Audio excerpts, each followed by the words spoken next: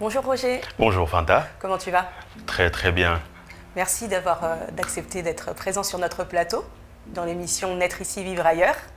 On te reçoit aujourd'hui dans le cadre de notre émission, je rappelle un peu l'émission, qui est là pour parler de la repatriation des personnes de la diaspora ou des afro-descendants dans l'Occident qui décident de venir vivre ici en Afrique. On ne va pas dire au Sénégal, on va dire en Afrique. En Afrique. Alors, je te laisse te présenter un peu succinctement et après on aura l'occasion de rentrer un peu dans les détails. Fanta, j'avais hâte de retrouver ce plateau. Merci.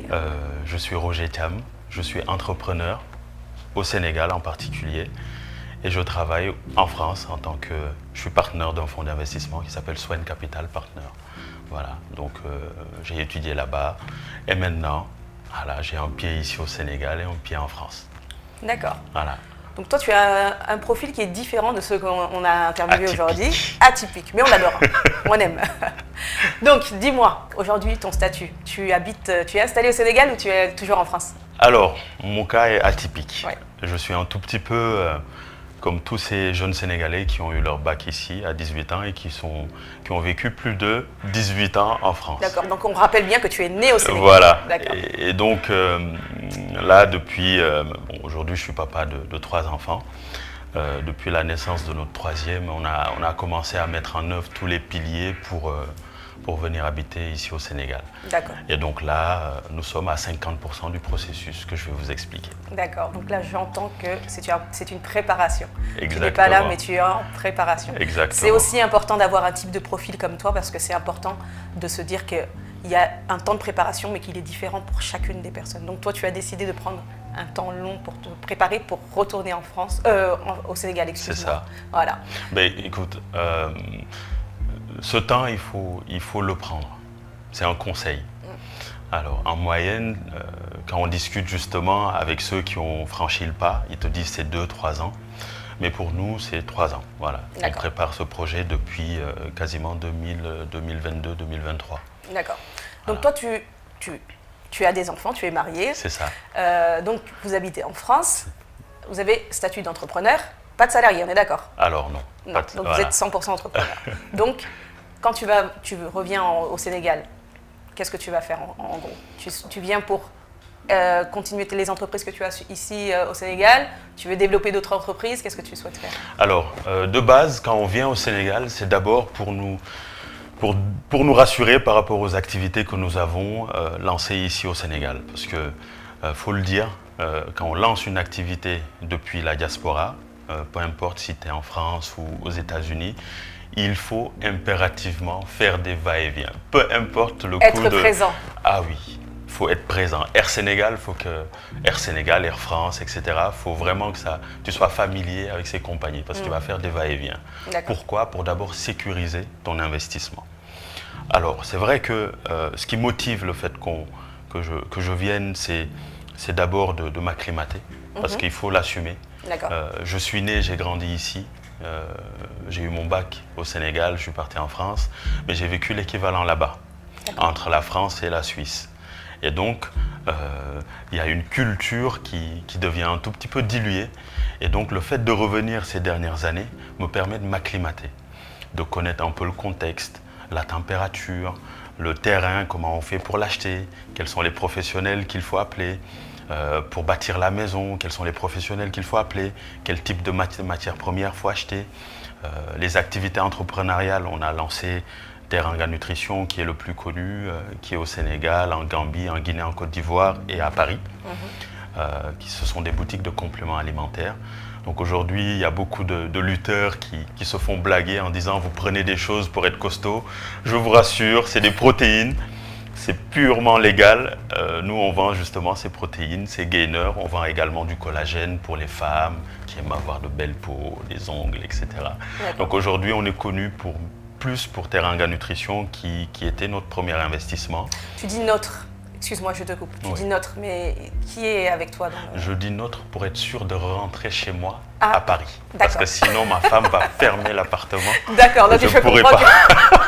Je comprends que c'est une histoire de couple. C'est une histoire de couple. D'accord, donc vous êtes associé avec ta femme, c'est ça? Exactement. Depuis le début, nous sommes associés dans cette aventure qui, je ne vous cache pas, le fait d'y aller à deux comble un gap et nous rapproche en tant que mari et femme également. D'accord. On va parler de ça un peu plus tard, parce que ça, c'est quelque chose qui m'intéresse beaucoup.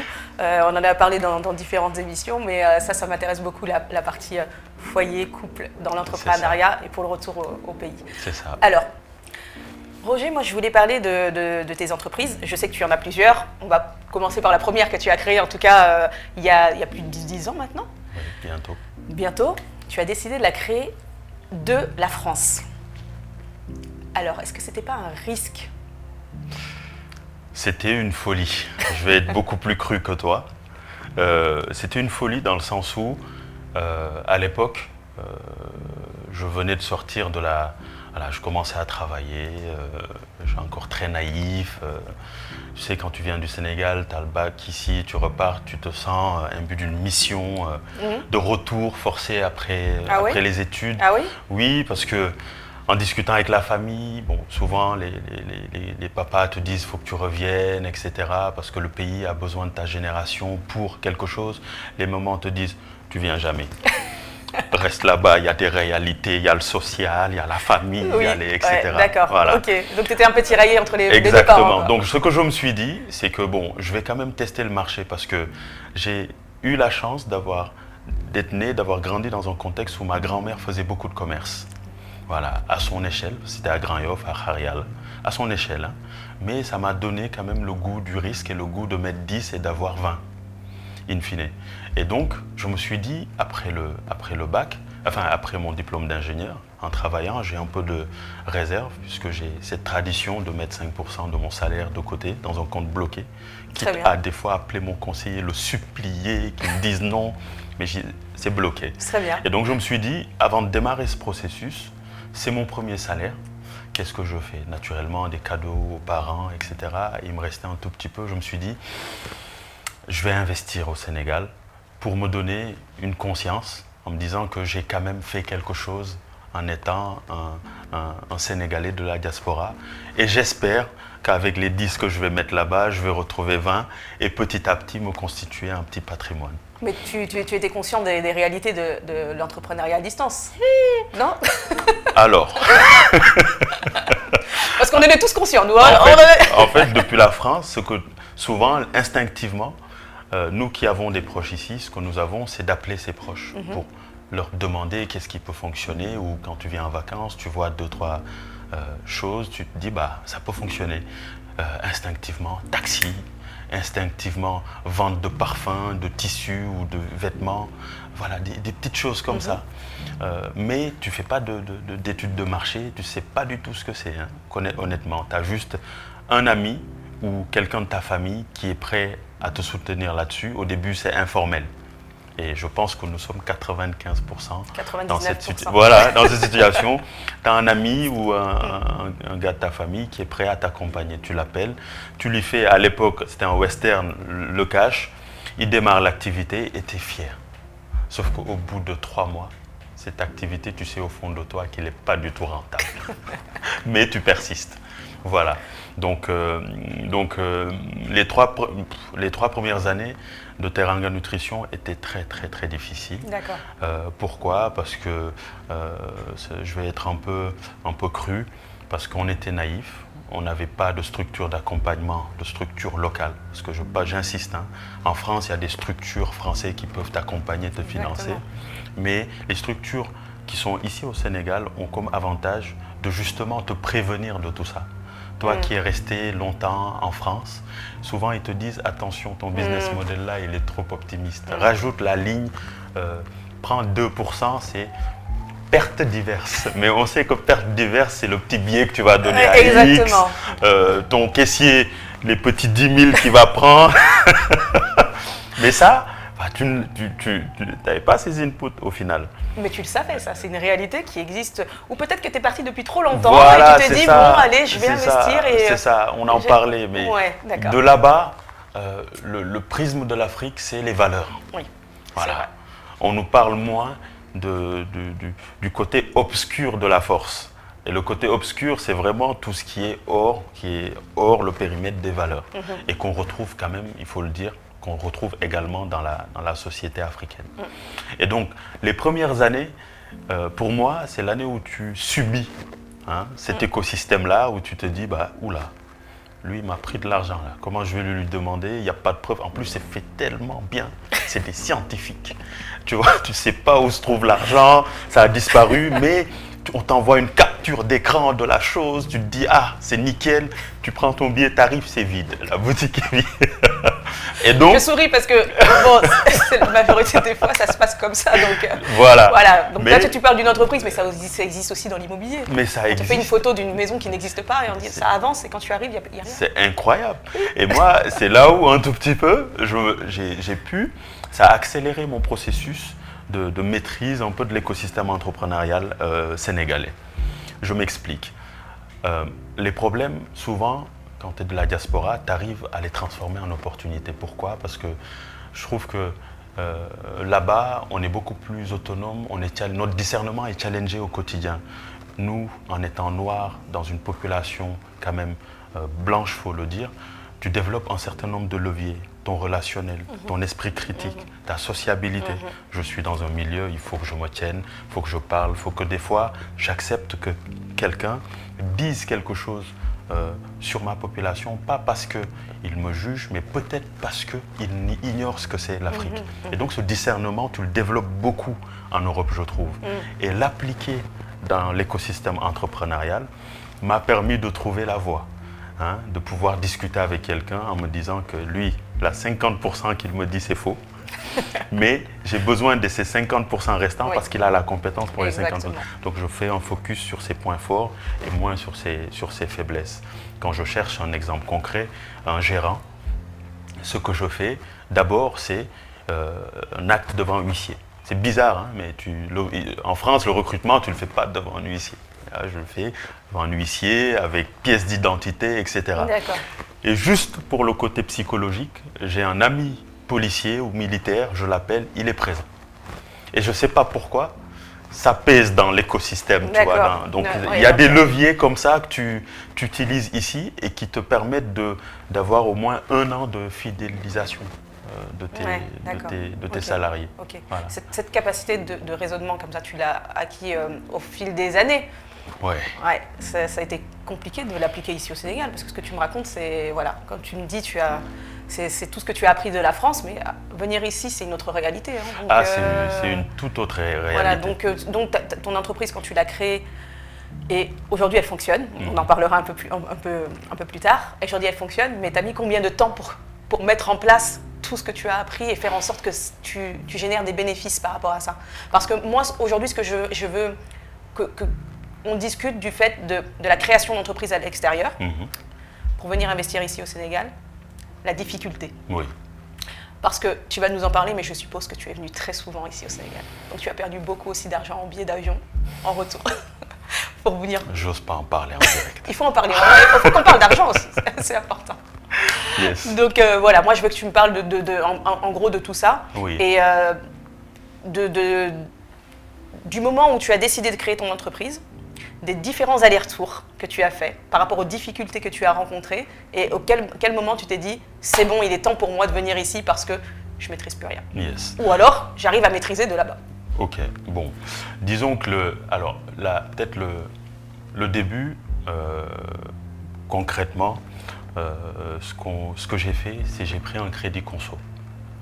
Pourquoi? Parce que je venais d'avoir mon diplôme d'ingénieur, je venais d'avoir mon CDI. Et naturellement, on devient solvable vis-à-vis des banques. Souvent, les crédits conso, en France en particulier, sont donnés à des gens qui veulent acheter des voitures, qui veulent rénover leur maison, leur appartement. Donc moi, ce que j'ai dit, je vais acheter une voiture. Bon, écoute, j'ai besoin de 10 000 euros. Donc j'ai commencé avec un crédit conso de 10 000 euros. Alors, je savais que j'avais besoin de 7 000 euros à l'époque. Mais les 3 000 euros, je les ai pris en réserve au cas où. Au début, je pensais utiliser les 3 000 euros en France pour mes besoins personnels. Acheter un fauteuil dans mon petit appart que je venais de prendre, etc. Mais finalement, tout est parti dans l'entreprise. Donc les 7 000 euros, ce que j'ai fait, c'est que je les ai échangés en cash, parce qu'au début, on a peur. Des histoires de western, etc. Et j'ai pris un billet d'avion, je suis venu. Il y avait un courtier qui m'attendait, on cherchait des locaux. Donc déjà, le courtier a amené à peu près 1% de la somme. Parce que le gars, entre ses frais de déplacement, les doubles discours, les frais annexes fantômes, 1% est parti. On trouve le local. Le local, il faut le mettre en conformité, faire des travaux, etc. Alors, il y a un coût qui part. Donc ça, c'est les charges pour le maçon, le peintre, l'électricité, ensuite le matériel qu'il faut acheter, etc. Donc les 7 000 € que j'avais prévus pour juste acheter des compléments alimentaires et venir les poser, sont devenus à la fin 2 500 €. Pourquoi? Parce qu'entre les étagères, le recrutement du personnel, les frais annexes que j'ai retrouvés, tout ça, je n'étais pas formé. Donc, je suis arrivé avec 2 500 € et j'ai acheté quand même quelques pots. Mais c'est important que tu soulèves ce sujet-là parce que je pense que pour entreprendre, et je pense que tu ne me contrediras pas, mais pour entreprendre, il faut de l'argent. Il faut beaucoup d'argent. Pour entreprendre en Afrique? Oui, il faut beaucoup d'argent, mais pas énormément non plus. Je m'explique. Avec les 2 500 €, c'est vrai que si j'avais eu le recul de 3 ans après, je l'aurais transformé en 10 000 €. Oui. Mais au début, on est jeune, on ne connaît pas l'écosystème, on n'a pas une personne de confiance qui te permette d'identifier toutes ces charges. En fait, tu n'y arrives pas, tu improvises comme 90% des entrepreneurs qui arrivent et pourtant qui avaient un business plan, qui savaient qu'il faut acheter peinture, mais sauf que quand tu appelles pour dire c'est quoi le coût de la peinture, il te dit c'est à peu près 15 000 et tu arrives ici, ça coûte 35 000. Ouais. Et par contre, puisque c'est des congés que tu as pris en France pour venir ici, tu as 2 semaines. Tu ne peux pas reprendre le fichier Excel, réactualiser ton business plan, les chiffres, etc. Donc il faut être agile et donc tu subis cette agilité en dépensant beaucoup d'argent. Et donc ce qui te reste pour l'activité entrepreneuriale, tu le mets, tu repars, mais tu te rends compte que ce n'est pas du tout rentable.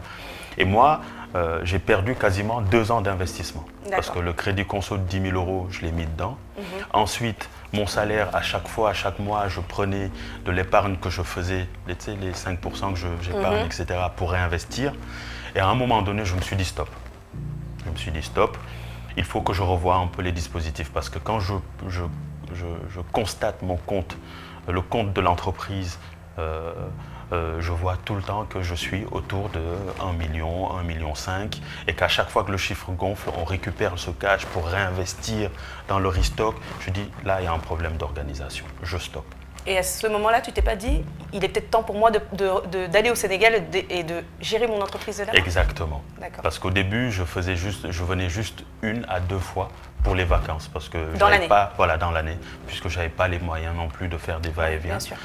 Et à partir du moment où je savais quand même que les gars vendaient, mais il manquait une gouvernance, un pilotage que j'étais le seul à pouvoir faire. Exactement. Pourquoi? Parce que j'avais une formation financière, je ne suis jamais fatigué, etc., etc. Donc c'est là où j'ai commencé à me dire, je vais reprendre un autre crédit conso au bout de 3 ans, et cette fois-ci, j'y vais. Et je reste 3 mois. D'accord. Et c'est là où donc là, tu t'es forgé un mental d'acier, et là, tu t'es dit, je ne peux pas me louper. De toute façon, je me loupe, ma femme le rappelle pendant 10 ans. Donc c'est un peu complexe. Mais voilà, c'est le fait de venir quand même ici, 3 mois. Certains sont venus 1 mois en entier, d'autres sont venus 2 mois. Mais au début, pour fiabiliser, pour consolider l'activité, moi je trouve que les 3 mois ont été quand même hyper bénéfiques. Parce que c'est cette année-là où on a commencé à avoir 20 millions. À clôturer l'année à 20-25 millions. C'est là où vraiment tu as eu un tremplin. Et exactement. Et puis quand je suis venu ici aussi, ce qui m'a beaucoup aidé, c'est les structures d'accompagnement locaux. Je le disais tantôt, ils t'aident à anticiper des événements que tu ne vois pas. Exemple, la Tabaski, ou une fête nationale. Tes vendeurs, ils partent peut-être au village et ils restent là-bas 1 semaine. Voire plus. Voire plus. Qu'est-ce que ton activité devient? Enfin, il y a tout ça en fait, qu'ils te permettent d'anticiper. Et donc, quand tu l'anticipes, ce que tu fais durant cette période, tu fais beaucoup plus de tchac-tchac, donc de livraison à domicile, etc. Mais ces structures dont tu as eu besoin une fois arrivé ici, quand tu es arrivé ici, c'est grâce à ton réseau que tu les as connus? Comment est-ce que tu les as connues, ces structures? Alors, je vais vous expliquer. Au Sénégal, quand on démarre avec l'informel. Moi, je le dis, pour moi, l'informel est une étape de l'évolution d'une entreprise.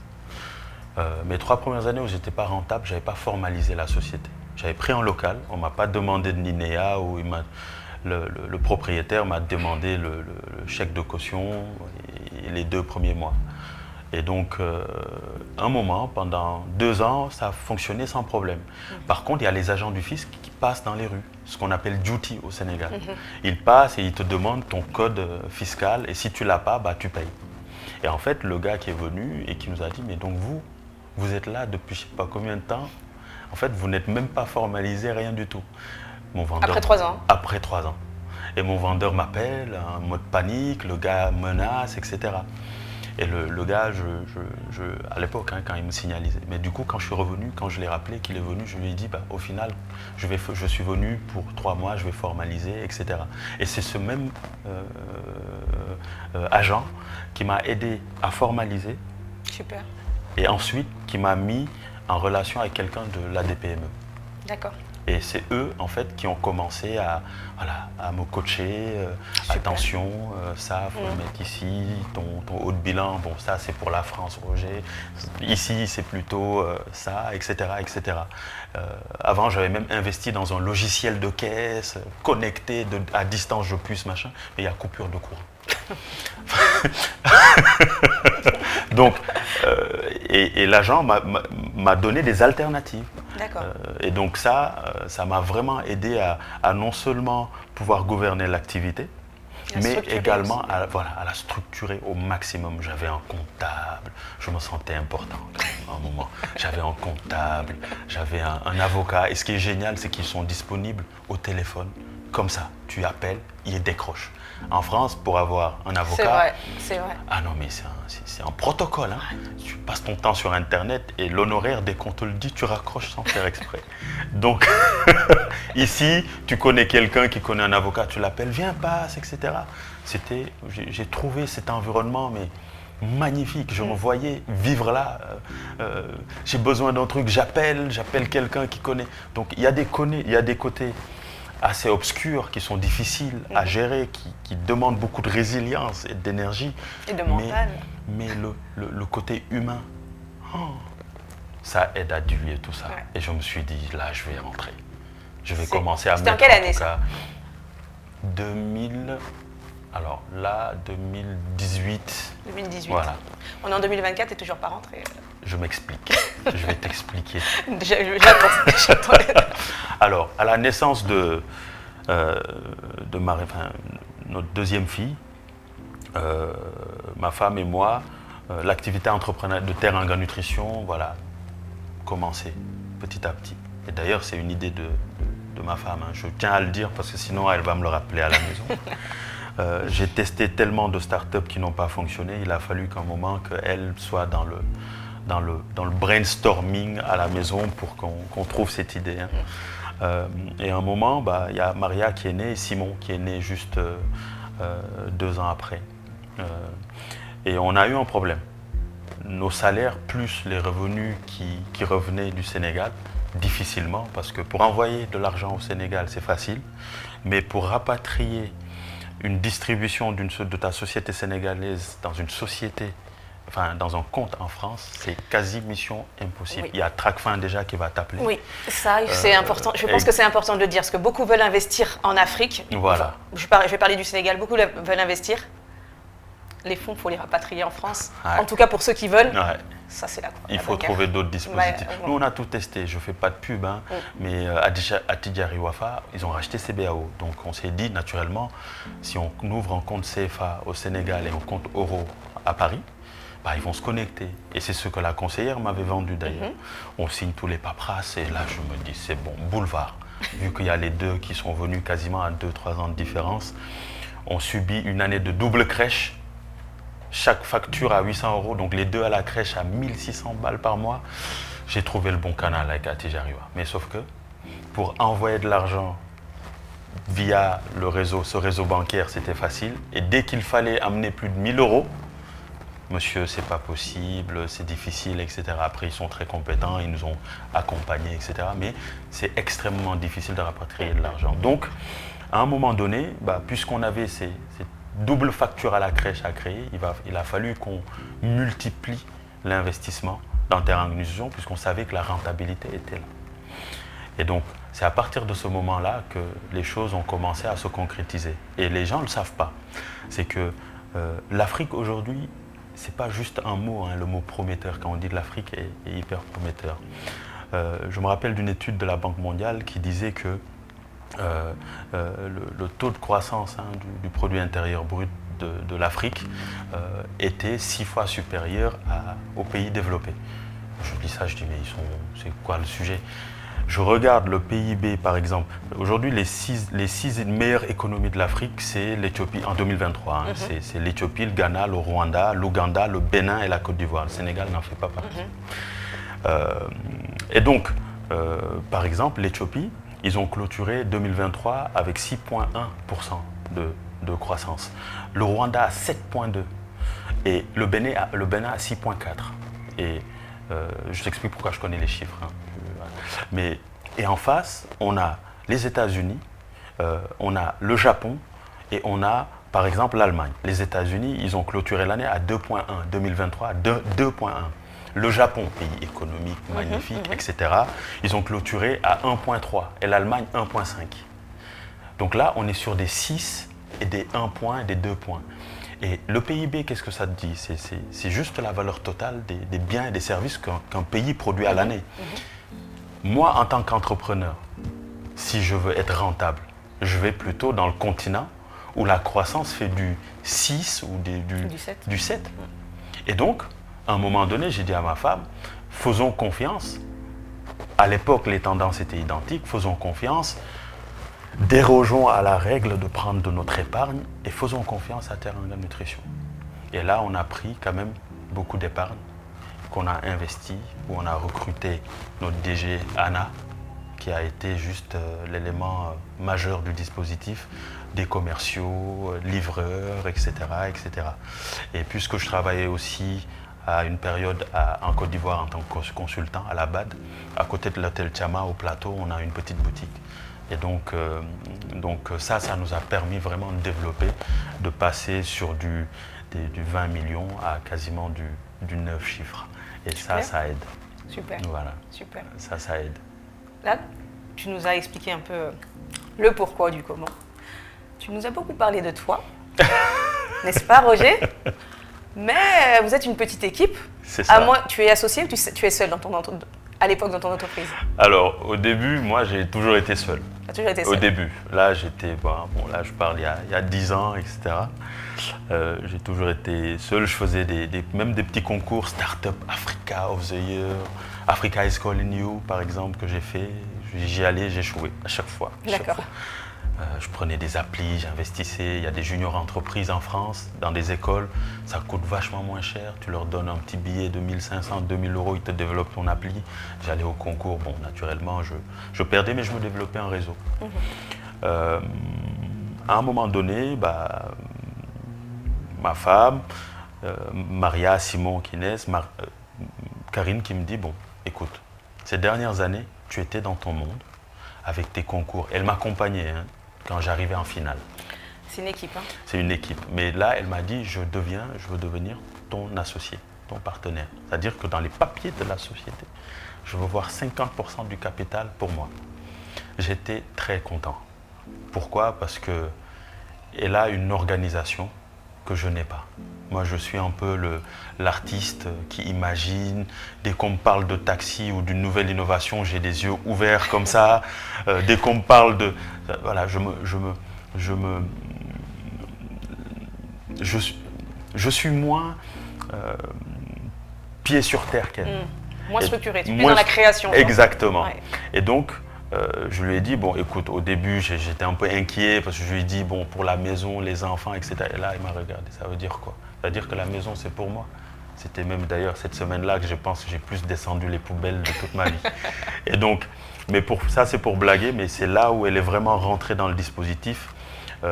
La structure Teranga Nutrition qu'on avait créée il y a 5 ans a changé. Donc on a changé de structure juridique, avec elle qui rentre dans le capital, etc. etc. En France Depuis la France, depuis mais la France, pour le Sénégal toujours.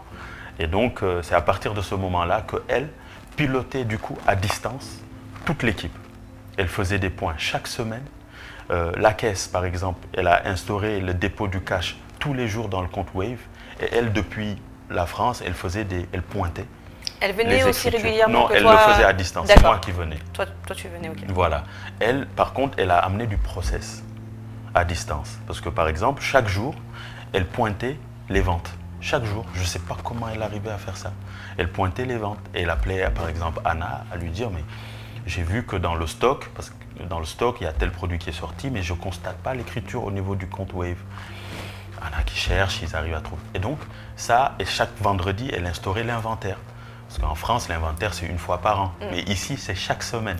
Et donc, puisqu'elle a ramené tout ce processus-là, on a pu identifier les leviers d'optimisation. On a pu diminuer nos coûts, etc., etc. Donc, elle a été un nouveau souffle, en tout cas, pour... Pourquoi tu n'as pas pensé à elle plus tôt? Au début, c'était de l'ego, je te cache pas, Fanta. elle va m'écouter. Ouais. Non, au début, c'était de l'ego. Et puis surtout, elle est ingénieure informatique. Elle n'était pas intéressée par cette histoire d'entrepreneuriat, etc. Moi, je travaille dans l'investissement. Chez Swen, le fait de voir tellement de deals impactants pour l'économie française, européenne en règle générale, je vois souvent que les patrons sont jeunes, ils ont notre âge, ils viennent, ils pitchent leur projet, ils le pensent. Ils prennent du temps pour eux. Souvent, ils sont en couple, des fois non, mais c'est bizarre, mais une bonne majorité venait des fois, son collègue, on est en couple. Ok, je ne sais pas pourquoi, mais c'est une tendance que je retrouvais. Et donc, puisque je baignais dans cet écosystème-là, j'avais cette appétence au risque et à l'entrepreneuriat, parce que via Swen, j'avais de nouvelles idées qui venaient. Et je me disais, pour moi, en Afrique, il ne faut même pas chercher de midi à 14h. Tu prends une idée qui fonctionne bien en Europe, tu l'acclimates au Sénégal. C'est ma façon de faire. Les boutiques Teranga Nutrition, j'ai vu des boutiques que je ne citerai pas puisqu'on est concurrent aujourd'hui en France. Et j'y allais, j'étudiais, je notais les produits et je prenais copier-coller ici. Des fois, il ne faut pas inventer. Point final. Voilà. C'est juste, par exemple, pour la société de transport où j'ai fait quelque chose quand même qui m'a permis de garder mes chauffeurs. Parce que j'ai des taxis. Aujourd'hui, c'est plutôt des bus, mais dans le sud, en Casamance. Donc au début, ce que je faisais, le premier taxi que j'ai pris, je lui ai dit, tu le conduis 2 ans, tu me donnes un multiple de 3, donc j'ai investi ça, tu me donnes 3 fois en 2 ans, le taxi t'appartient. Le gars a bugué. Il m'a dit, c'est pas possible, machin. Je lui ai dit, de toute façon, quand on va travailler, on signe un contrat devant huissier et devant la police, bon, ce que je vous ai expliqué au début. On y va, il voit vraiment que je m'engage, par exemple, sur Teranga Transport, à lui donner la voiture. Au bout de 2 ans, s'il me rembourse, la voiture était clean pendant 2 ans. Ouais. Un moment, je l'appelais Eau de Javel. Parce que même moi, quand il venait me chercher à l'aéroport, à l'époque Léopold Sédar Senghor, la voiture était magnifique. C'est la carotte. Et à un moment donné, je me suis dit, je pense que j'ai trouvé mon business model avec Teranga Transport. Bon, de 2 ans, j'ai quand même étiré à 4 ans parce que je suis devenu un peu gourmand. Mais l'esprit, c'est le partage. Parce qu'en faisant ça, j'ai gardé des chauffeurs qui ont pris soin de la voiture et qui ne me demandaient pas des pièces à changer, etc. C'était du donnant-donnant. Et donc aujourd'hui, grâce à cette capitalisation, puisque je faisais souvent des multiples de 3, 4, 5, ce capital m'a permis d'acheter mes bus Toyota, Coaster, que vous voyez souvent. On en reparlera après, voilà. Aux entreprises que tu as. Donc ça m'a aidé. Mais effectivement, le déclencheur, c'est de Teranga Nutrition et de toute cette dynamique. C'est un peu Karine quand elle est rentrée dans le dispositif et qu'elle a apporté... ça t'a permis de pouvoir... qu'elle a apporté processus, suivi et organisation. Et moi, j'étais l'homme du terrain. Je venais sur place, je regardais. Chaque mois, je venais. Après les 3 mois-là, chaque mois, je me suis dit, on prend aux frais de l'entreprise mon billet d'avion et je venais. Mais du coup, le fait de faire des allers-retours financièrement. Au bout d'un moment, vous vous êtes pas dit, il est peut-être temps pour nous de vivre au Sénégal, puisque faire des allers-retours tout le temps, ça a un coût. Alors, en 2022, Karine m'a regardé et m'a dit, Roger, il y a Bokar qui est mon meilleur ami, qui est rentré au Sénégal. Roger, nos parents commencent à quand même prendre de l'âge. Nos activités commencent à couvrir presque 40% de nos charges. En France en plus, de couvrir les charges ici, parce qu'on a trouvé quand même le mécanisme pour faire remonter le cash. Mais vous n'étiez plus salarié à l'époque, on est d'accord? Ah non, non, Karine est salariée, mais elle est en full télétravail en France. En France, actuellement? Oui. D'accord. Et c'est moi qui suis un peu... Voilà.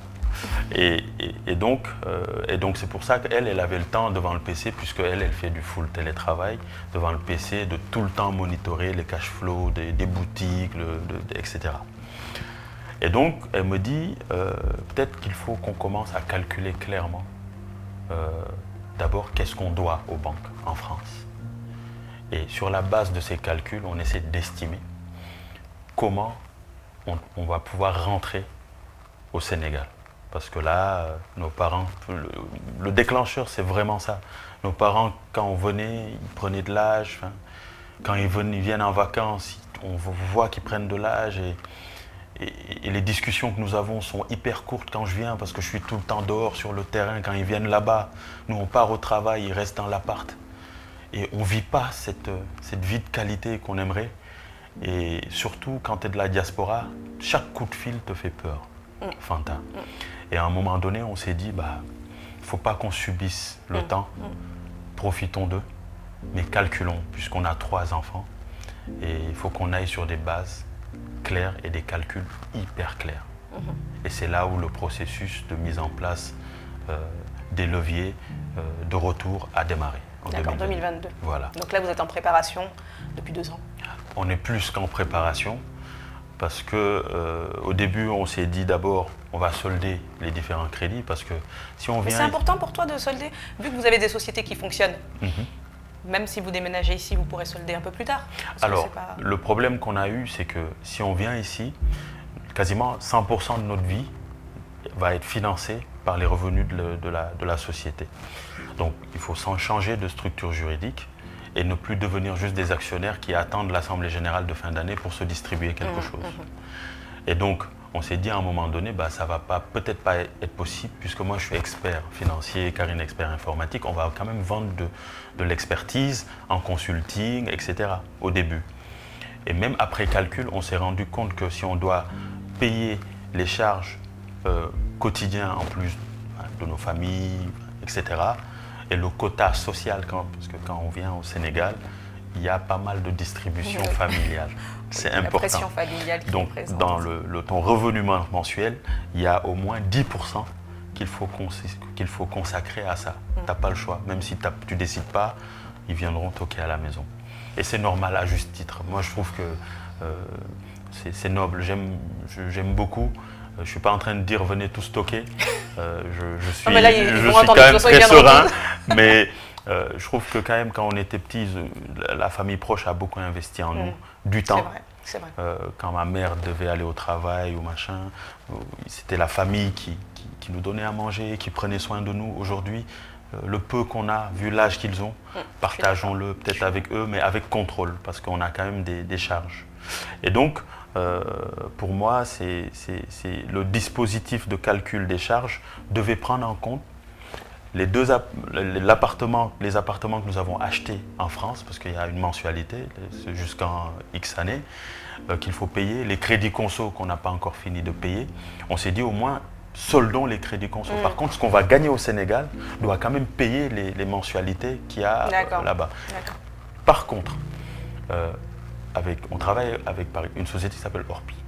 C'est-à-dire, si tu décides de venir au Sénégal, l'appartement, tu peux le confier à une agence qui cherchent un locataire, etc., etc. Mais on sait tous qu'il y a un turnover, qu'il y a des risques, etc. Naturellement, le locataire va financer le crédit, mais tout ce qui est charge locative, bon, aujourd'hui il n'y a plus de taxe d'habitation, mais tout ce qui est taxe foncière, c'est aux frais du propriétaire. Donc il faut, dans ton revenu au Sénégal, prendre en compte le cash que tu dois redistribuer aux banques en France pour être sûr de pouvoir solder tes crédits. Et ces calculs sont primordiaux. Et beaucoup sont surpris ici quand ils arrivent en se disant mais je pensais gagner beaucoup, mais quand je sors mes charges au quotidien en France, que j'ai laissées en France, plus les charges ici au Sénégal, je suis totalement en déficit. D'accord. Voilà. Donc c'est en faisant ce calcul dans le couple que vous vous êtes dit, c'est pas pour nous maintenant, il faut qu'on puisse maîtriser en tout cas toute cette partie financière. Exactement. Et ensuite on peut venir ici au Sénégal. Exactement. Mais c'est un choix de couple, on est d'accord. C'est pas, voilà, il n'y a pas de contrainte ou il n'y a pas de Roger a dit à Karine. Non, du tout. Il faut qu'on y aille. Moi, je pense que souvent en couple, il y a un consensus. Fanta. Ouais. Souvent, je le vois parce qu'il y a beaucoup d'entrepreneurs. On a un petit réseau ici à Dakar. On se donne des tips, on se voit, on prend des verres ensemble. Moi, je trouve que souvent, entre couples, rentrer n'est pas forcément un sujet tabou. Si les deux sont sénégalais d'origine. Ta femme est sénégalaise. Voilà, exactement. Je ne suis même pas sûre qu'on en ait parlé, mais ta femme est sénégalaise. Elle est sénégalaise. D'accord. Née au Sénégal et aussi... Exactement, elle a eu le bac, elle est venue aussi. Et donc, ce n'est pas un sujet tabou. En fait, on en parle depuis qu'on est mariés, en vrai. Ouais, c'est juste qu'on ne l'a jamais mis sur papier. Comme nous, on l'a fait. À un moment donné, on s'est assis. Elle a pris le papier, elle a dit « je ne veux pas être locataire ». Parce que souvent, les grosses exigences viennent de nos femmes. Je veux pas... C'est normal. Exactement. La femme est un peu le pilier du foyer, n'est-ce pas? Bon, disons que le duo est un bon pilier de la maison. Voilà. Donc, elle a pris le papier et elle a dit « premier coup, le terrain ». Et le coût pour bâtir au moins la maison. Au moins le premier niveau, le rez-de-chaussée. Ici au Sénégal? Oui, au Sénégal. D'accord. Elle a dit, c'est la première chose. D'accord. On regarde, on fait nos calculs, on se rend compte qu'on est à 150 000 € pour acheter un terrain là où on veut et le bâtir. Juste le rez-de-chaussée? Avec juste le rez-de-chaussée. C'est important, hein, parce que beaucoup pensent que venir construire au Sénégal, parce que moi je connais le Sénégal, avec 100 000 €, on a la maison de 600 mètres carrés, 300 mètres carrés habitables. Oui, donc il y a une réalité, on est d'accord. Il y a une grosse réalité. Et on en a parlé avec toi, il y a aussi la qualité de vie. Exactement. Si on quitte l'Occident, c'est pour avoir un confort, soit la même chose, soit plus. Je connais personne qui dit je veux rentrer et avoir moins.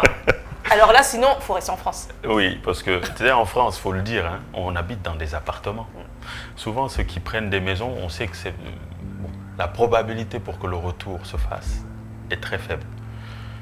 Ceux qui ont des apparts, ils ont cette flexibilité parce que l'appart se loue vite, tu peux le revendre assez rapidement, etc. Quand tu vis pendant longtemps dans un appartement et que tu décides de revenir au Sénégal, tu as envie d'espace. C'est vrai. Parce qu'ici, quand on vient rendre visite à nos familles, on voit de l'espace. Quand je vois mes filles et mon fils arriver à Dakar, des fois je me dis, mais ils sont malheureux en France ou qu'est-ce que... Je me pose 10 000 questions parce qu'au-delà de l'humain, ils retrouvent de l'espace. Ouais. Donc, l'espace, donc le confort, je vais généraliser, a été un levier qu'on a chiffré. On s'est dit, notre maison rez-de-chaussée, terrain, etc., avec un endroit qu'on voulait hors de Dakar, elle et moi, ça a été chiffré à 150 000 €. D'accord. Ensuite, les coûts de la scolarité. Les enfants sont nés quand même en France, ils ont grandi là-bas. La plus grande va faire 11 ans, la deuxième à 5-6 ans et le dernier à 3 ans. On a fait le choix de les amener, demain, les amener dans une école bilingue, privée. Ça coûte 5 à 10 000 € l'année. C'était la question que j'allais rebondir sur ça. Les enfants. L'école privée, en tout cas, coûte cher. Oui, parce que tu aurais pu les mettre dans une école sénégalaise. Oui. Parce que toi, tu as fait l'école sénégalaise. J'ai fait l'école sénégalaise. Pourquoi d'ailleurs? Pourquoi l'école Alors, il y a une chose qui est importante pour moi, c'est que j'ai baigné dans un environnement qui est différent de celui de mes enfants. Et j'en suis conscient. J'ai grandi dans un quartier populaire qui s'appelle Kharial, à Grand Yoff. On n'avait pas les moyens. Je connaissais l'environnement, je connaissais l'école, je connaissais les profs, je connaissais tout. Aussi pauvre que nous, que cela puisse être, enfin que nous étions, pardon, aussi pauvres que nous étions, je prenais plaisir avec mon environnement, à évoluer dedans. Mes enfants, ils ne connaissent pas cet environnement. Aujourd'hui, pour moi, l'approche qu'on a trouvée la meilleure, c'est de faire une approche progressive. Ils ont grandi en France. Ils n'ont pas les mêmes leviers, les mêmes ancrages que nous. On va le faire de façon progressive. Nul besoin d'accélérer un processus qui risque de brutaliser ou d'impacter leur croissance puisqu'ils sont en croissance. Donc, naturellement, le simple fait de changer de géographie, c'est un choc, c'est un impact pour les enfants. Exactement. Nous, on va s'adapter très rapidement, mais pour des enfants, c'est différent. Donc, le fait de changer de géographie, premier impact, on est conscient, mais on les aide quand même en les mettant dans une école privée avec les mêmes leviers que là-bas. Petit à petit, selon leur degré d'insertion et d'adaptation, on essaiera de justement les orienter vers les écoles qu'il faut. Parce que je suis conscient que l'école publique a des qualités qui ont fait de moi, par exemple, l'excellent financier que je suis. Je ne veux pas parler de... C'est pas le sujet, mon expérience personnelle, mais on sait, et beaucoup savent que l'école sénégalaise, c'est une très bonne école. Le programme sénégalais est très bien. Elle est brillante. Moi, j'ai fait terminale S1, première S1, terminale S2. Et je suis allé en prépa en France, en prépa mathématiques. Et honnêtement, la première année, je me suis rendu compte que j'ai été très bien formé. Et c'est justement ça qui m'a ouvert un boulevard. C'est pour ça que je te disais au début qu'on se sent imbu d'une mission après l'école d'ingé. On se dit on veut réinvestir au Sénégal, on veut rentrer, on veut redonner au Sénégal ce qu'il nous a donné quand même. Pour les enfants, parce que tu me dis que ta fille a 11 ans, donc elle est adolescente, pré-ado. En plus en Occident, ils sont adolescents très tôt. Comment vous leur avez annoncé que vous alliez partir au Sénégal? Comment ils l'ont pris? Alors, ce qui nous a aidés... C'est pas un choix égoïste? Alors, indirectement, quand on prend le prisme occidental, ça peut être égoïste dans le prisme occidental. Je veux dire, les parents quasiment obligent l'enfant. Mais dans le prisme africain, le parent prend des décisions pour ses enfants.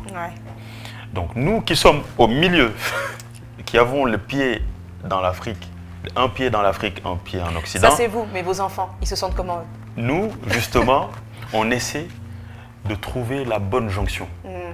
Et l'équilibre qu'on a pu trouver, c'est dès qu'ils sont jeunes, chaque été, les amener 2 mois en immersion. Par exemple, la plus grande, Ciara, depuis qu'elle a 4-5 ans, elle vient chez mes parents, elle reste là des mois, elle repart, elle revient, elle repart, ensuite sa sœur, ensuite son frère. Et aujourd'hui, quand on leur a dit que dans 2 ans, on risque de tous déménager, la première réflexion, c'est enfin, il y aura la piscine, il y aura l'espace, je vais voir mamie, je vais voir papy, etc.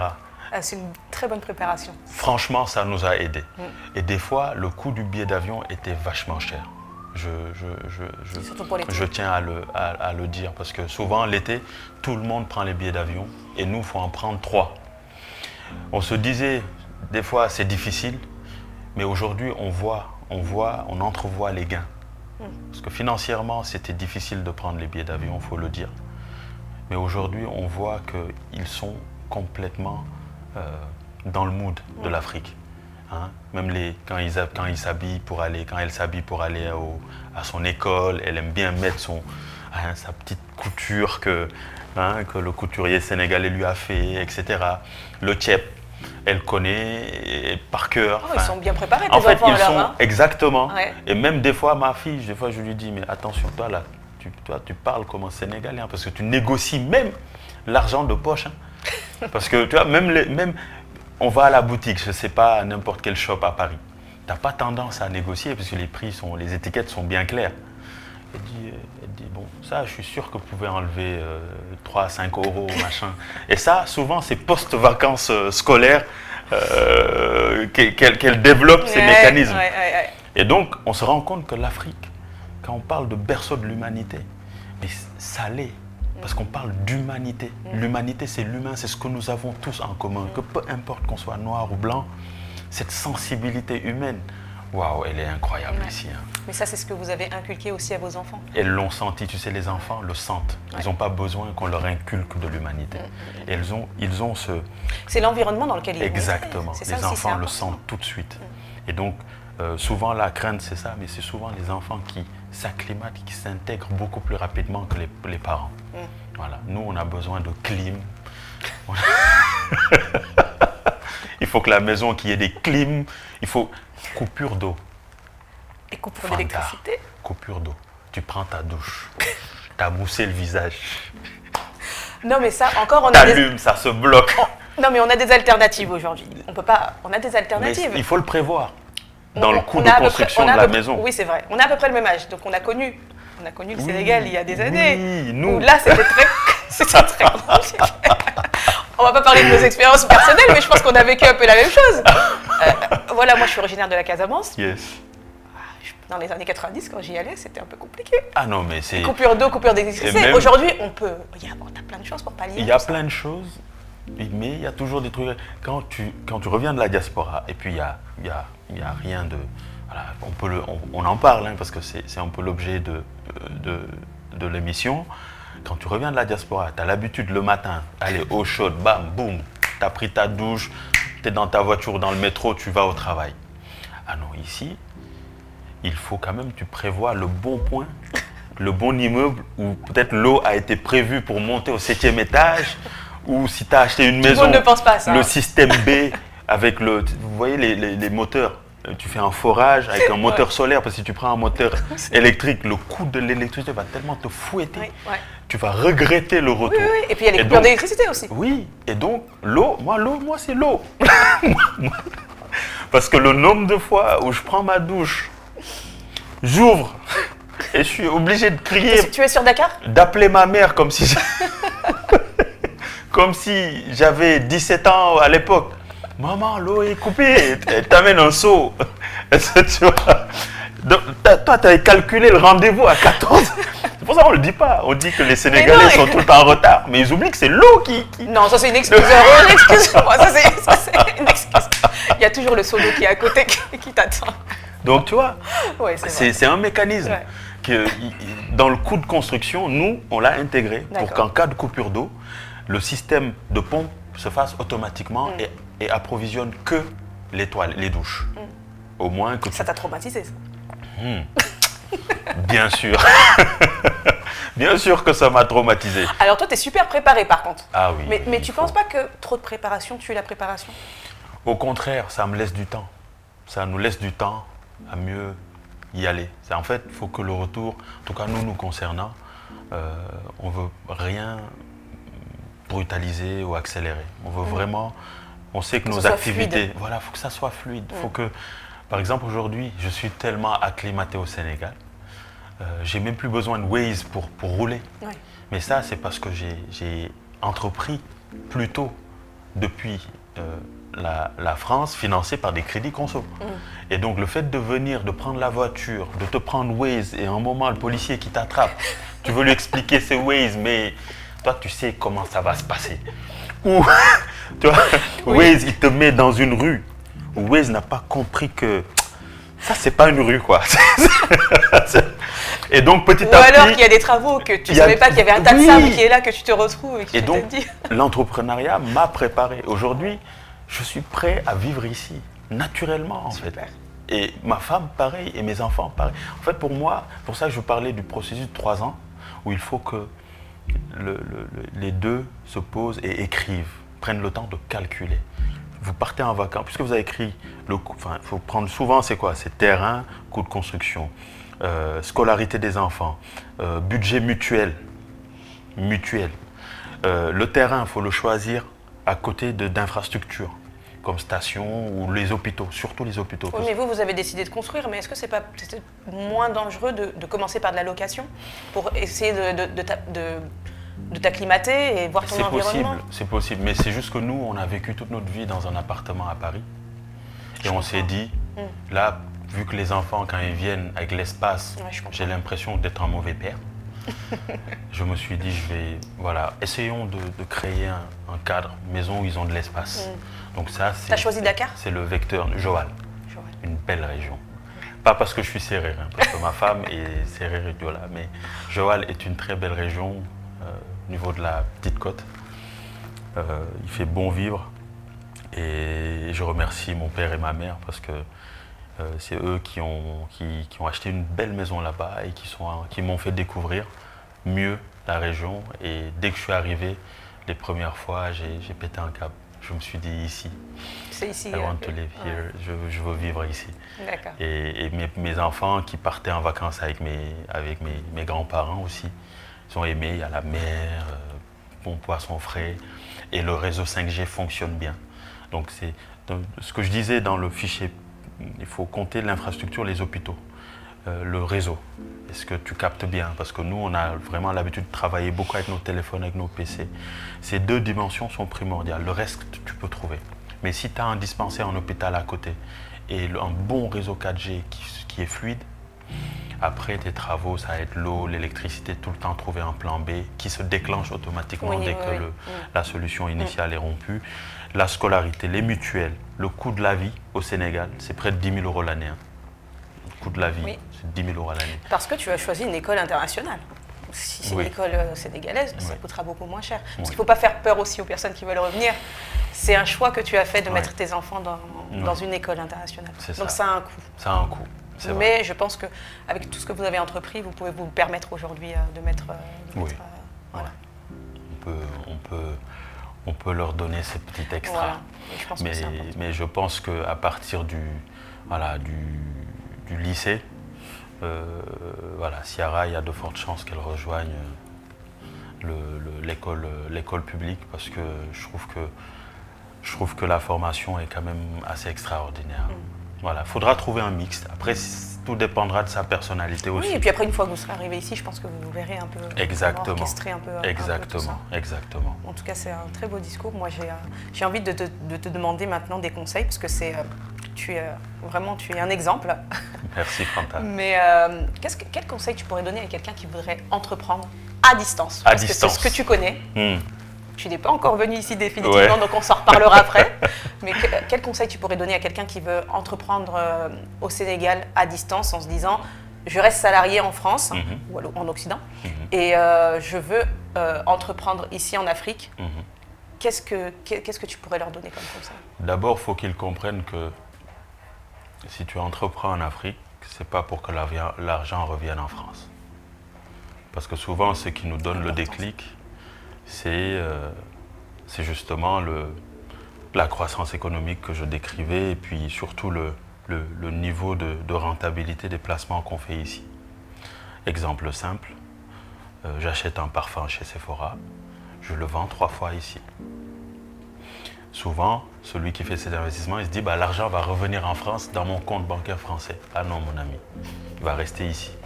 Donc, il faut déconstruire ça d'abord. Quand on investit en Afrique, à distance, il faut le faire parce qu'on a une vision long cours. On a une vision 3 ans. Et on veut capitaliser. Et le conseil que je donne, c'est de nourrir les comptes bancaires des sociétés ici parce que peu importe les taux, les banques quand même prêtent. Les taux sont quand même incroyables. Oui. Mais à un moment, un niveau de cash dans ton compte, la banque peut t'accompagner. La banque va t'accompagner parce qu'ils voient que pendant 3 ans, tu as justifié d'un cash flow constant et qu'il n'y a pas eu de retour de la richesse en France. Donc, première leçon, tu n'investis pas en Afrique à distance pour financer ton train de vie en France. C'est pas le dispositif qu'il faut avoir. On le fait pour bâtir un patrimoine et pouvoir bénéficier aussi de subventions parce que tu as une historique un track record intéressant. Quand je vais à la DER ou d'autres établissements ici, que j'amène 3 ans de cash flow, bon après il y a des mécanismes, hein. Il faut faire les forums, connaître les invests dedans, etc. À un moment donné, la banque plus ces institutions t'accompagnent et là tu peux passer à l'expansion. L'expansion, c'est j'avais une boutique, mais maintenant je vais en ouvrir 7. Voilà, ouvrir 7, c'est plus de gestion, plus de charges, mais puisque tu bénéficies d'investissement en equity, souvent tu ne rembourses pas chaque mois. C'est pas, bon, la DER, après c'est de la dette, il te donne 6 mois, à partir, à partir du 6e mois, tu commences à rembourser. Mais il y a des investisseurs où c'est de l'equity, ils te laissent 1 an, tu déroules pour avoir suffisamment de cash flow et commencer à rembourser. L'échéancier démarre après 1 an. Mais ça, il faut laisser vivre. Le prérequis, c'est les 3 ans que tu laisses ton activité vivre et le cash qui reste stocké là-bas. C'est bizarre à dire, mais les banques prennent moins de risques en Afrique. Ils te donnent des crédits parce qu'ils voient qu'il y a du cash sur ton compte. C'est ça. Voilà. Ce n'est pas le même mécanisme en France où le cash coûte cher. Donc le cash, ce que tu fais, tu le convertis direct en titre pour éviter les différents frais. Donc ici, il faut stocker le cash au moins les premières, 2e années pour au moins pouvoir aller récupérer les différentes subventions, etc. et financer ton expansion. Voilà. Donc le 2e conseil que je donnerais, c'est à distance. Beaucoup de la diaspora ne le disent pas, mais on commence à distance. On est quasiment 90% à commencer à distance, mais il faut juste assumer l'informel.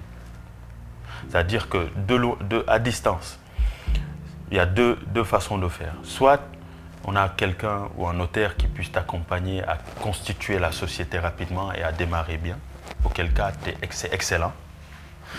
Mais quand je vois les retours d'expérience, j'ai l'impression que c'est la 2e option qui a été souvent faite. C'est-à-dire, je teste le marché parce que j'apporte du capital, je vends quelque chose, machin, mais je ne formalise pas parce que je veux tester. Et sur la base des premiers retours, parce qu'ici c'est très rapide, hein. Ici tu le vois tout de suite. Hein. Est-ce qu'on t'a volé? Est-ce que ça a fonctionné? Est-ce que tu as eu de l'argent? Tu le vois tout de suite. Et là, tu te dis, bon, je vais formaliser. Et moi, je fais partie de cette école-là qui dit, je préfère, au lieu de faire mon étude de marché, parce qu'il y a des agences au Sénégal que tu payes pour faire des études de marché. Donc, tout dépend de là où tu vas investir. Mais si c'est du commerce ou des choses comme ça, le temps que tu fasses l'étude de marché, etc., l'administration pour constituer la structure, la société, le temps peut passer et le cash en France va vite. Et à un moment donné, on se dit, mais où est l'argent que je voulais investir? Pour moi, il faut tester ton idée avec une équipe rapidement. N'aie pas peur de perdre. Parce que dans tous les cas, tu ne le sais pas, mais chaque mois, tu perds. Et souvent, celui qui te fait perdre, c'est ceux qui travaillent pour toi. Pour plusieurs raisons, la gouvernance ici est très difficile. L'administration est extrêmement lente. Tu ne peux compter que sur l'agilité et surtout la résilience de tes équipes. Et enfin, un 3e conseil. Peu importe ce que ça va coûter, comme le billet d'avion pour venir, il faut être là au moins 1 fois par trimestre. Et quand on décide de venir, on sacrifie au moins les 3 semaines. Parce que ça va extrêmement vite. Et en 3 semaines, je pense, chaque trimestre, les équipes te voient. Et ils savent que, dans tous les cas, chaque 3 mois, quand il vient, il nous met tellement la pression dans la gouvernance que c'est difficile, ils n'ont pas le temps de faire autre chose que ce que tu leur as demandé réellement de faire. J'ai envie de rajouter quelque chose à distance. Digitaliser le processus. Nous, on a investi dans un logiciel qui s'appelle vosfactures.fr. Désolé de faire beaucoup de pub. Non, ça coûte pas cher en France et ça permet à même si tu vends juste des habits ici à Dakar, chaque vente est pointée. Et depuis ton application, tu vois qu'est-ce qui est pointé. Par contre, dans ta mission, toi, à distance, sois rigoureux de faire justement ce pointage. Parce qu'en France, même un peu partout en diaspora, on peut être pris par le fil de l'activité. Ça va extrêmement vite là-bas et on se retrouve des fois 1 mois sans regarder nos activités, qu'est-ce que ça devient. Et souvent, beaucoup sont fautifs parce qu'ils n'ont pas donné suffisamment d'attention à leur activité à distance. Mais quand tu donnes de l'attention, tu as les coups de fil pour appeler « Attention, j'ai pas vu ça ». Je ne sais pas si vous remarquez, mais le cash circule de moins en moins depuis Orange Money, depuis Wave, depuis tous ces acteurs.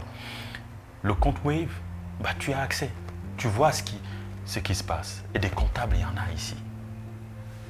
Faire ces points, donc digitaliser tout le processus pour qu'en fin de journée, qu'il n'y ait pas de cash qui traîne entre les mains de qui que ce soit dans un compte Wave dédié. Donc, c'est les conseils que je donne. Et sachez-le, peu importe le placement que vous ferez en Europe, le niveau de difficulté administrative qu'il y a là-bas, le niveau de concurrence qu'il y a là-bas, le niveau d'exigence réglementaire qu'il y a là-bas, peut te mettre en faillite au bout de 3 mois. Ce qui n'est pas du tout le cas ici en Afrique. La rentabilité, tu peux l'obtenir excessivement rapidement. Maintenant, charge à toi de pouvoir mieux gérer ton cash flow, d'être conseillé, d'être structuré et d'être responsable de l'argent que ton activité gère, parce que ce n'est pas ton argent, c'est l'argent d'une personne morale de ta société, qui doit vivre dans le temps. Voilà, donc c'est le conseil que je leur donne. Y aller avec humilité aussi, mais vraiment, n'ayez pas peur. Voilà, la peur n'est pas africaine. La peur n'est vraiment pas africaine. Ça ne fait pas partie de notre ADN. Voilà. Et l'équipe de South Sudan nous l'a montré face aux États-Unis d'ailleurs. La peur n'est pas africaine. Si nous ne sommes pas conscients que, venant de la diaspora, nous avons une mission envers ce continent, c'est que vraiment on n'a pas compris grand-chose au dispositif. Ce qui nous ont permis aujourd'hui, en tout cas nous en tant que Noirs, en tant qu'Africains, de faire ce tour du monde, d'aller voir ce qui se passe ailleurs, c'est que c'est nos grands-parents qui se sont vraiment sacrifiés. Exactement. Nos parents qui se sont sacrifiés. Tu le vois, ils font le ménage en France pour que nous soyons dans ce dispositif. Ils le font pour que nous puissions ouvrir nos yeux et voir clairement la chance que nous avons et qu'est-ce qui fonctionne outside. C'est notre responsabilité. Je pense que c'est ça la mission de notre génération Fanta, c'est de déporter ces valeurs ajoutées en Afrique. C'est nous qui devons diluer l'écosystème africain, des affaires africaines. L'État est conscient qu'ils doivent investir beaucoup dans l'éducation, mais c'est sur 30 ans. Mais nous qui sommes outside, si nous, on n'arrive pas et qu'on n'investit pas en masse de l'argent, notre capacité intellectuelle, notre capacité de raisonnement, et qu'on n'introduit pas, même au sein de nos entreprises, la culture du résultat, comme on sait le faire là-bas, en fait, on est en train de faillir à notre mission, vraiment, radicalement. Moi, je pense que c'est ça notre job, notre génération. Il faut qu'on vienne diluer l'écosystème des affaires ici. Sans quoi, peu importe l'investissement de l'État dans l'éducation, ça va rester qu'à l'école. Quand ils sortiront de l'école, ils retrouveront le même environnement que nous, on a connu. Et rien ne changera. Donc venons. Voilà. Ça c'est vraiment le message. Préparons-nous. Préparons-nous. Voilà. C'est vraiment le message que je voulais lancer à toute la communauté, à mes frères et sœurs africains de la diaspora. La diaspora, ce n'est pas juste l'Europe, il y a la diaspora africaine également, c'est américaine, etc. Sachez qu'on est une vraie force pour l'Afrique et il faut vraiment qu'on traduise cette distance en opportunité pour l'Afrique. Ils le sentent déjà, mais maintenant, il faut qu'on l'enracine dans les process, dans les pratiques. Parce que clairement, les entreprises qui fonctionnent ici au Sénégal et qui fonctionnent excessivement rapidement, très souvent, quand on creuse un tout petit peu, on se rend compte que les bénéficiaires effectifs de la société, donc les fondateurs, sont outside, sont dans la diaspora. Donc, profitons de tout ça et donnons enfin à l'Afrique son rayonnement parce que ce continent le mérite. Voilà. Merci. Voilà. Merci en tout cas, Ouba, pour le mot de la fin. En tout cas, c'était ça.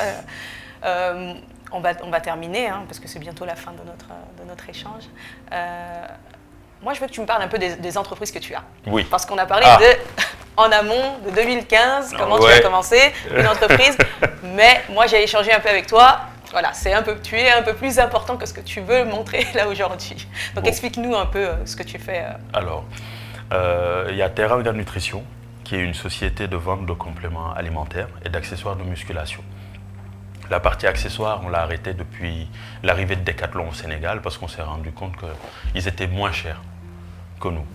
Et il y a une logique de prix au Sénégal. Donc l'accessoire, on commence à le diminuer. Mais tout ce qui est vente de protéines, de gainers pour prendre du poids, des protéines pour faire du muscle, hein, du CLA pour perdre du poids, tout ce qui est collagène pour la peau, tout ce qui est multivitamines, tout ce qui est produits pour les cheveux, produits alimentaires pour les cheveux, etc., on les vend. Et aujourd'hui, on est dans le top 3 du Sénégal de commercialisation de compléments alimentaires. Nos principaux clients sont naturellement les lutteurs, hein, qui achètent beaucoup chez nous parce que, vu leur niveau de pratique de sportif, ils achètent énormément chez nous. Mais depuis quand même 2023, l'année dernière, on a eu une nouvelle stratégie avec un nouveau commercial qui nous a permis de toucher les plus de 40 ans, puisqu'ils souffrent en majorité d'arthrose, etc.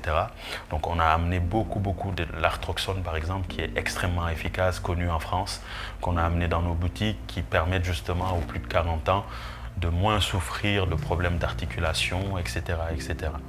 Donc des produits comme ça, on les a développés énormément. On les a commercialisés énormément l'année dernière et ça fonctionne. Il y a Teranga Transport qui a commencé par des taxis. Pourquoi? Parce que c'était une solution facile que j'ai eue suite à une vidéo YouTube que j'avais vue à l'époque. Un gars qui mettait sur un tableau comment tenir un business de taxi. Je pense que c'est toujours sur YouTube d'ailleurs. Et donc je me suis dit, bon allez, je vais prendre un taxi, mais je vais essayer de trouver une petite touche. Parce que le gars, il alertait vraiment sur les risques de développer une activité de taxi.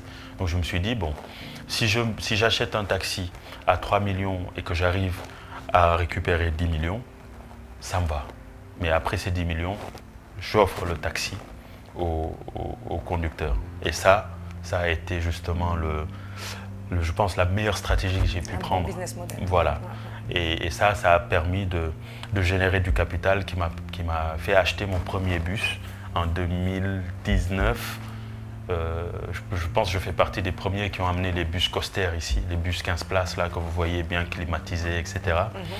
Et un des gars qui m'a inspiré, c'était Salam Transport à l'époque, qui vient de la diaspora d'ailleurs. Exactement. J'avais un peu peur de tous les taxis, au moins j'arrivais à gérer, à piloter. Il y avait une appli à l'époque. Bon.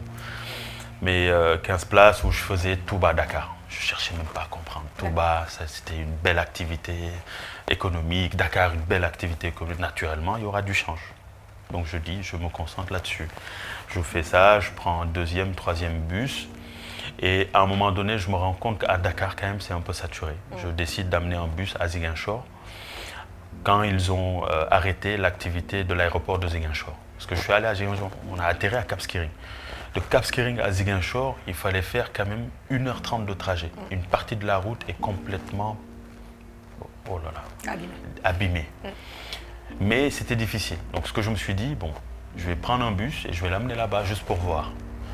En 3 mois, je pense que cette année-là, ma femme et moi, on s'est fait plaisir. On a vu quand même une belle rentabilité. Et je me suis dit, bon, je vais prendre un risque. Et je vais délocaliser tout là-bas. Parce que j'ai un seul concurrent qui est connu, je ne vais pas dire son nom. Parce qu'il a pu réussir à prendre le marché de l'aéroport. Mais je me bats toujours. Je me bats toujours de l'aéroport de Cap.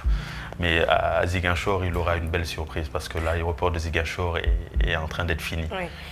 Et donc, je prends le risque de prendre tous les bus et de les amener là-bas. Et on fait Ziguinchor, Kolda, toutes les régions là-bas. Et ça, c'est génial. Eau fraîche, climatiseur, bonbons, etc.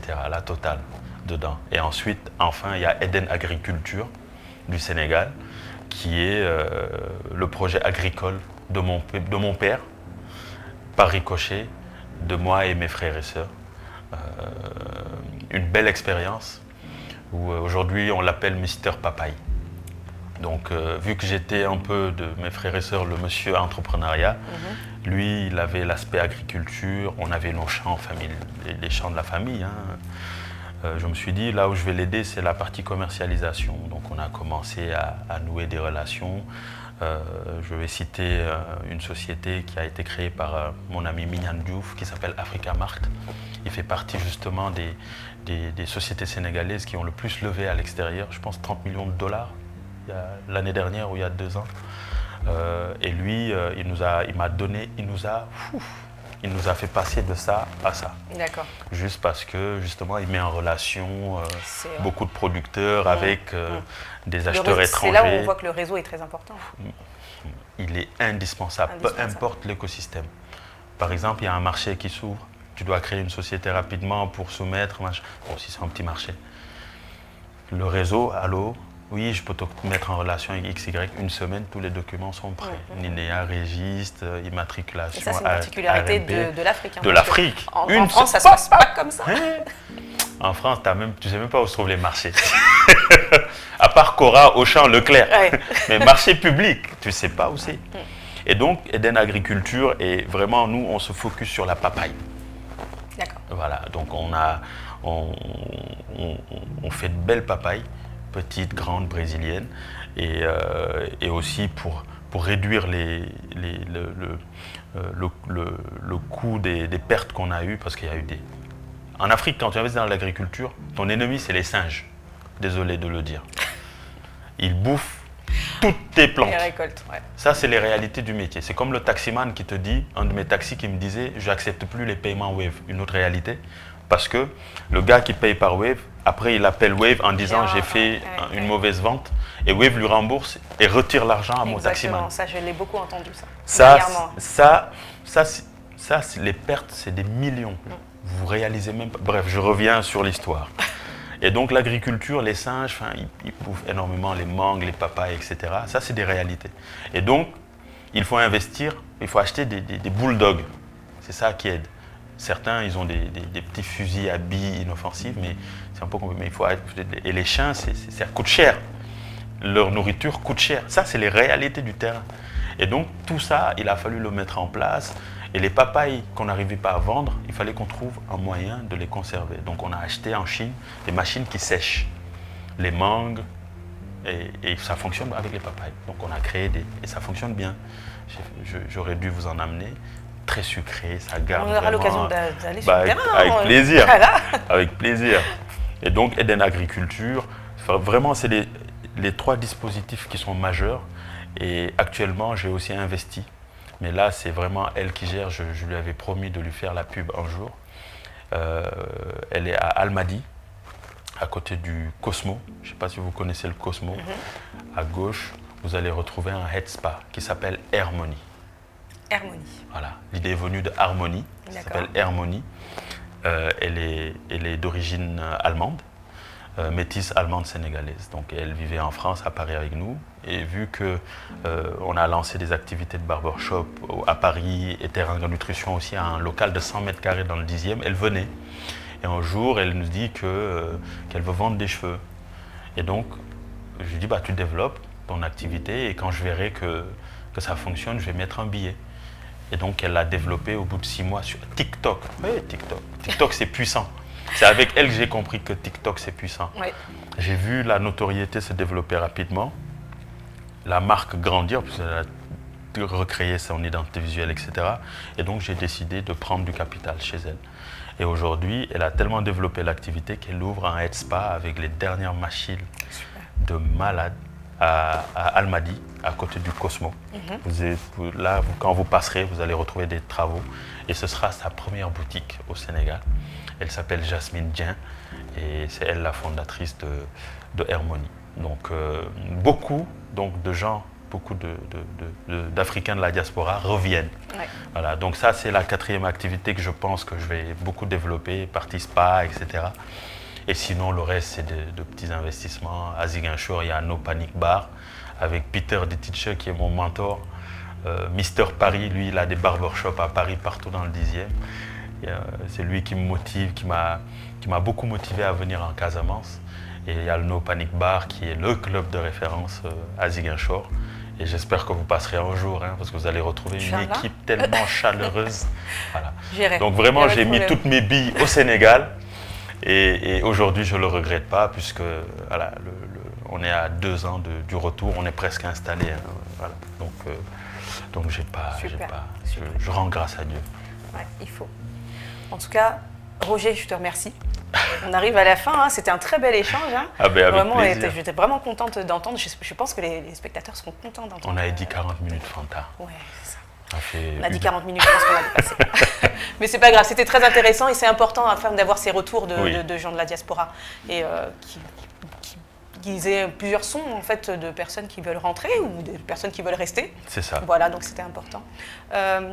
Juste une dernière petite question. Est-ce que tu m'autorises dans 2 ans à venir t'interviewer quand tu seras en place ici? Avec plaisir. Comme ça, tu nous raconteras un peu comment ça s'est passé durant ces 2 ans. Avec plaisir. Okay. Et là, j'espère que ce sera en Casamance. Inch'Allah. Voilà. En tout cas, je te remercie. Yes. Et puis, on remercie tout le monde d'avoir regardé cette émission. Merci beaucoup. Merci.